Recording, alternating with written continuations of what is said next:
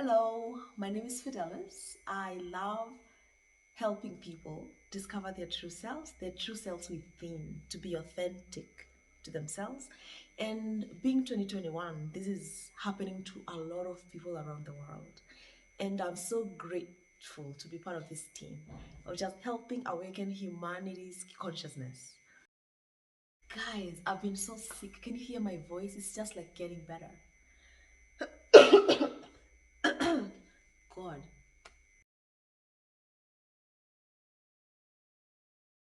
So sorry.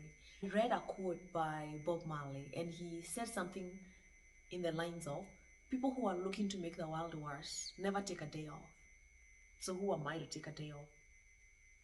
I'm trying to do good. I'm trying to spread good. And every opportunity I get, I will do that. I've been traveling around Kenya. I've been going to places I've never been, like Nanyuke. Hey, I'm so excited. I still don't know at what point I started believing that America was better than Kenya. Because honestly, at 16, I hadn't even seen a quarter of my country. You know, I just, I grew up in a cocoon. I went to boarding school class 3, finished, and went to America. I didn't really get to know my country. But it was important for me to go to America and experience that. Like for me to realize that's not it. And hey, I'm only 30. So life is just about to start. And I'm so excited that at this point in my life, I have what it takes to at least be present for someone else and be like, hey, how are you? What's going on? And at least share my 2 cents, okay? Today, I actually want to talk about resistance. Resistance. Why resistance? You know, I came to Kenya in May, and now we're in July. And between May and July, so much has happened. So much has happened, and that so much has kept me away from my YouTube channel. But this resistance started before we even left America. Let me share a quick story. So when we decided we were moving, and we decided, our hearts are in Africa, and we're gonna move back to Kenya and move back home. It took us about 6 to 7 months ish to quit our jobs, yay, and sell our cars, sell our house, move kids from their schools. I mean, it's a process. When you're moving from one house to another, it's stressful. When you're moving from one country to another, it's more stressful. And when it's one continent to another continent, it's even more stressful. And then add kids, and now you're like going crazy. And then add dogs, because we have pets. Yes, there's space in my house for animals. I love animals. So you can imagine it has been and was very stressful. I remember I spoke to my husband and I suggested, instead of buying a flight ticket from Boston to Dubai and then Dubai to Kenya, I was like, why not just drive to New York and get a direct flight? So that way we're not connecting flights anywhere. That way I'm not hauling my kids and my bags and my pets from one place to another. At least we get in the aeroplane and we know that's guaranteed to take us home. And that's what we did. The only issue was from my sister's house where we were living. Thank you, sis, for hosting us. We really appreciate you. From my sister's house where we were living to New York is about 3 to 4 hours drive. And when it's a 3 to 4 hours drive, and I had about 12 bags, like 12 real luggage bags, and 2 dogs, and 3 kids, unless it's a matatu. So we had to rent a van. So my husband went and rented a van, and on the day of traveling to New York, he went to check out the van, and the place where we were leasing, the van, they said, we don't have it. We don't have it. We don't have it. So that was the first indication of resistance. So that meant we had to get a smaller van. That meant half the family had to travel in one car and the other half in another car. Then we just follow each other to New York.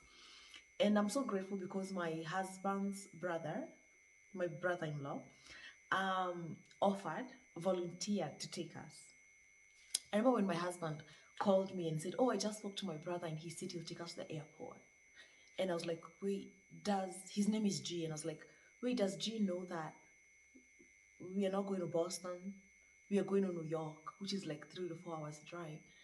And my husband's like, yeah, he does.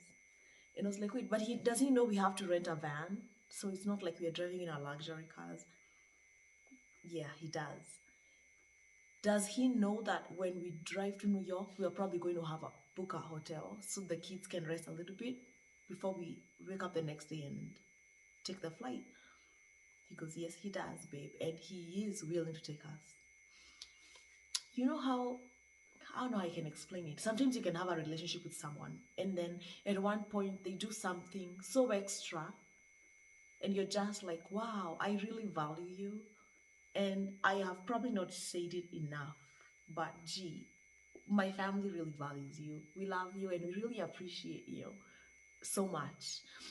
And so he came, oof, emotional fidelis.